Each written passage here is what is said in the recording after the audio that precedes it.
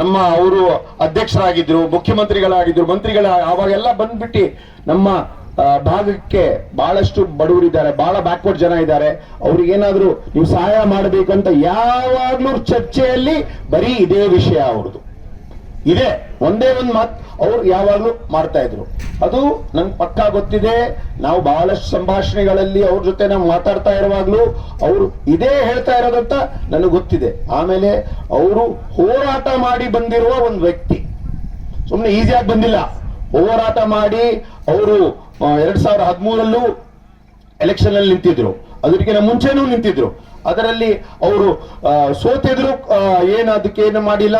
ಏನ್ ಮಾಡಕ್ಕೆ ನಾವು ಯಾವಾಗ್ಲೂ ಜನರ ಜೊತೆ ಇರಬೇಕು. ನಮ್ಮ 2013ರಿಂದ 2018 ಏನ್ ನಮ್ಮ ಸರ್ಕಾರ ಇತ್ತು, ಆವಾಗ ನಮ್ಮ ಸರ್ಕಾರ ಇದೆ, ನಾವು ಜನರ ಜೊತೆ ಇರಬೇಕು ಅಂತ, ಅವ್ರು ಜನರು ಕೆಲಸ ಮಾಡಬೇಕಂತ ಪ್ರಯತ್ನ ಮಾಡಿ ಬಹಳಷ್ಟು ಕೆಲಸಗಳು ಮಾಡಿದ್ದಾರೆ. ನನ್ನ ಪ್ರಕಾರ ನಾವು ಇವಾಗ ಬಸವ ಕಲ್ಯಾಣ ತಾಲೂಕದಲ್ಲಿ ಬೀದರ್ ಜಿಲ್ಲೆಯಲ್ಲಿ ತಿರುಗಾಡ್ತಾ ಇದ್ದೀವಿ, ನೋಡ್ತಾ ಇದ್ದೀವಿ. ಬಸವ ಕಲ್ಯಾಣಲ್ಲಿ ಕಳೆದ 20 ವರ್ಷದಲ್ಲಿ ಯಾರಾದ್ರೂ ಶಾಸಕರು ಕೆಲಸ ಮಾಡಿದಾರಾದ್ರೆ ಏಕೈಕ ಶಾಸಕರಾಗಿರುವ ನಮ್ಮ ನಾರಾಯಣರಾವ್ ಅವರೇ ಒಬ್ಬರೇ. ನಾನು ಬರೀ ಇಲ್ಲಿ ಹೇಳ್ತಾ ಇಲ್ಲ, ಈ ಮಾತು ಬೇರೆ ಕಡೆ ಬೇರೆ ಯಾವ್ದಾದ್ರು ಕಾರ್ಯಕ್ರಮದಲ್ಲೂ ಬಹಳಷ್ಟು ಕಡೆ ನಾನು ಈ ಮಾತು ಹೇಳಿದ್ದೇನೆ. ಇಲ್ಲಿ ಎಷ್ಟೊಂದು ಬಡಾವಣೆಗಳಿವೆ, ಇಲ್ಲಿ ಇವತ್ತವರೆಗೂ ಏನು ರೋಡ್ ಆಗಿಲ್ಲ. ಅಲ್ಲೆಲ್ಲ ಏನಾದ್ರೂ ರೋಡ್ ಆಗಿದ್ರೆ ಅದು ನಮ್ಮ ನಾರಾಯಣರಾವ್ ಕಾಲದಲ್ಲೇ ಆಗಿರೋದು. ಅದಕ್ಕಿಂತ ಮುಂಚೆನೆ ಯಾರು ಮಾಡಿಲ್ಲ, ಅದಾದ್ಮೇಲೂ ಯಾರು ಮಾಡಿಲ್ಲ. ಇವಾಗ ಇರುವ ಶಾಸಕರು ಅವ್ರು 4 ವರ್ಷ ಆಯ್ತು, ಅವರು ಮಾಡ್ತಾ ಇಲ್ಲ. ಆದ್ರೆ ಇವ್ರು 2 ವರ್ಷ ಶಾಸಕರಾಗಿರುವಾಗ್ಲೂ ಅವ್ರು ಇಷ್ಟಂತ ಕೆಲಸ ಮಾಡಿದ್ದಾರೆ. ಅವರೆಲ್ಲ ನಮ್ಗೆ ಪ್ರೇರಣೆ.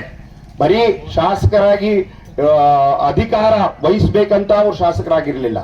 ಶಾಸಕರಾಗಿ ನಾವು ಕೆಲಸ ಮಾಡ್ಬೇಕು, ಅದು ದೊಡ್ಡ ಮಾತು, ಹೌದಲ್ವಾ? ಅಂತ ಕೆಲಸ ನಮ್ಮ ನಾರಾಯಣರಾವ್ ಮಾಡಿದ್ದಾರೆ. ಅವರೇ ಏನ್ ಮಾರ್ಗದರ್ಶನ ಮಾಡಿದ್ದಾರೆ ಅದೇ ರೀತಿಯಲ್ಲಿ ನಾವು ಪ್ರಯತ್ನ ಮಾಡ್ತಾ ಇದ್ದೀವಿ. ಈ ಸಲ ನಮ್ಮ ಸರ್ಕಾರವಿದೆ, ನಾವು ಪ್ರಯತ್ನ ಮಾಡಿ ಎಲ್ಲ ನಮ್ಮವ್ರಿಗೆ ಯಾರ್ಯಾರು ಇದ್ದಾರೆ, ಬಡವರು ಜಾಸ್ತಿ ಯಾರು ಇದ್ದಾರೆ, ಅವರಿಗೆ ಅವ್ರ ಕೆಲಸ ಮಾಡಕ್ಕೆ ನಾವು ಒಂದು ಪ್ರಯಾಸ ಮಾಡ್ತಾ ಇದ್ದೀವಿ.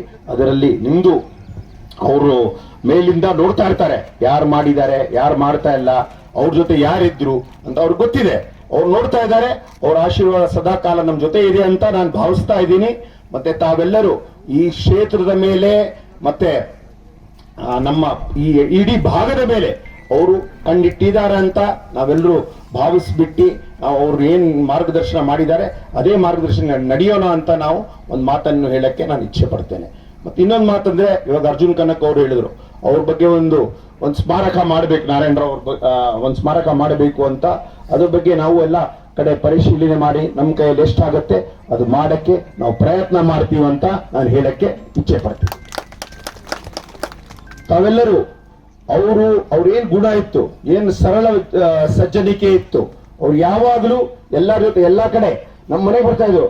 ನಮ್ಮನೆ ಸಾಹೇಬ್ರಿರ್ಲಿಲ್ಲ ಅಂದ್ರೆ ನಾವು ಇದ್ದಿದ್ರೆ ಅಲ್ಲಿ ಬಂದ್ಬಿಟ್ಟು ಕ್ಯಾಯ್ ಖಾನೆಗೆ ಕ್ಯಾಯ್ ಅಂತ ಸುಮ್ಮನೆ ಸಿಂಪಲ್ ಆಗಿ ಹೇಳ್ತಾ ಇದ್ರು.